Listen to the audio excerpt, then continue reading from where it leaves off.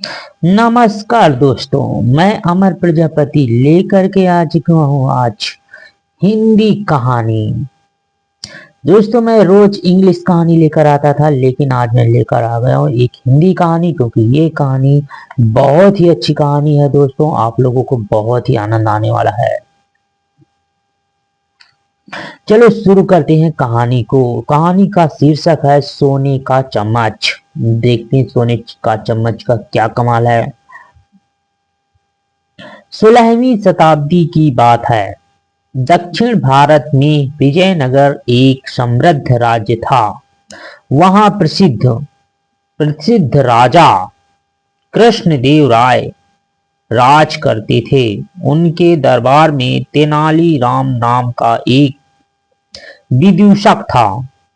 तेनालीराम बहुत हाजिर जवाब और चतुर थे। कोई भी कठिन समस्या होती, वह उनका समाधान बड़ी चतुराई से कर देते थे। इस कारण राजा भी उनसे बहुत प्रसन्न रहते थे। वह सदैव तेनालीराम को अपने साथ रखते थे और उन्हें बहुत सम्मान देते थे।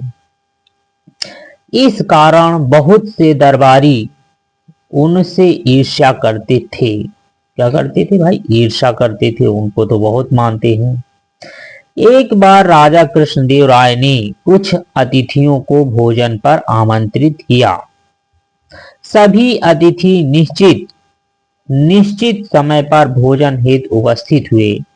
उन्हें सोने के बर्तनों में भोजन परोसने का आदेश दिया गया। भैया, सोने का बर्तन में खाना मिल रहा है।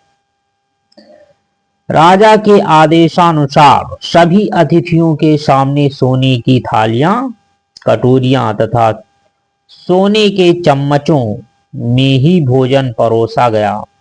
सभी अतिथि प्रेम पूर्वक भोजन करने लगे। उन अतिथियों में एक अतिथि बहुत लालची था। अरे भैया, लालची भी था। उसने सोने का चम्मच उठाया और चुपचाप जेब में रख लिया। राजा और तेनालीराम ने उस अतिथि को चम्मच जेब में रखते हुए देख लिया। उन्हें बहुत आश्चर्य हुआ कि अतिथि एक सोने के चम्मच के लिए चोरी भी कर सकता है। राजा ने तुरंत ही आगे देखते हैं क्या है भाई कहानी में। सोने का चम्मच मिला तो चोरी ही करना शुरू कर दिया। अब राजा क्या सोच रहे हैं। तुरंत ही तेनालीराम को आंखों से संकेत किया। तेनालीराम समझ गए कि कुछ ऐसा करना है जिसमें अतिथि का अपमान भी ना हो और चम्मच भी निकल जाए। तभी तेनालीराम को एक उपाय सूझा। भोजन करने के उपरांत सभी अतिथि खड़े हुए। तेनालीराम बोले, माननीय अतिथिगण, अब मैं आपके मनोरंजन के लिए एक जादू का खेल दिखाऊंगा। यह सुनकर सभी अतिथि बहुत प्रसन्न हुए और उनके स्वागत में ताली बजाने लगे। तेनालीराम ने एक सोने का चम्मच उठाया और जोर से कहा, देखिए, यह सोने का चम्मच है। इसे अब मैं अपनी जेब में रख रहा हूं। आप लोग देख रहे हैं। देखो, तेनालीराम है कैसे सुना बता रहे हैं सब। सभी अतिथि बोले, हाँ हाँ ठीक है, हम देख रहे हैं।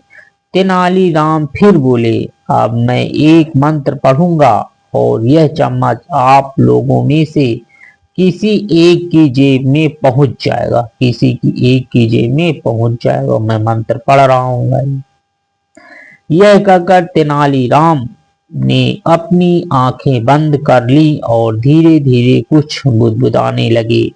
सभी अतिथियों ने सोचा कि शायद तेनालीराम कोई मंत्र पढ़ रहे हैं।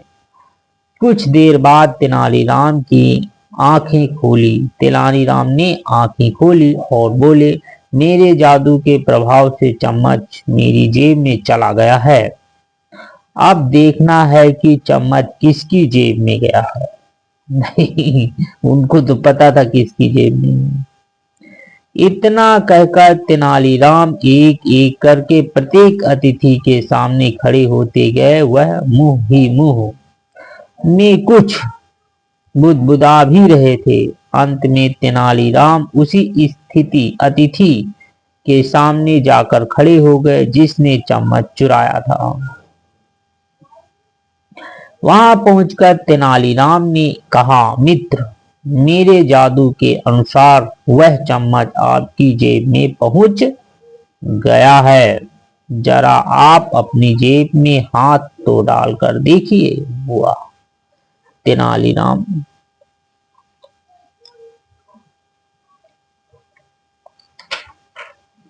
क्या कमाल दिखा रहे हैं भाई तेनालीराम। अतिथि ने जब देखा कि अब चम्मच देने के अतिरिक्त उसके पास कोई चारा नहीं है तो उसने चुपचाप चुपचाप चम्मच जेब से निकाला और तेनालीराम को दे दिया। सभी अतिथियों ने जोर से तालियां बजाई, परंतु जिस अतिथि ने चम्मच चुराई थी उसने ताली नहीं बजाई। तेनालीराम की बुद्धिमानी से राजा बहुत प्रसन्न हुए और बोले, वाह वाह तेनालीराम, तुमने तो कमाल ही कर दिया। अतिथि का अपमान भी नहीं हुआ और चम्मच भी मिल गया। फिर राजा ने प्रसन्न होकर तेनालीराम को स्वर्ण मुद्राएं दी। तो दोस्तों ये कहानी बहुत ही अच्छी रही है और देखिए कहानी का आनंद लीजिए। Thank you.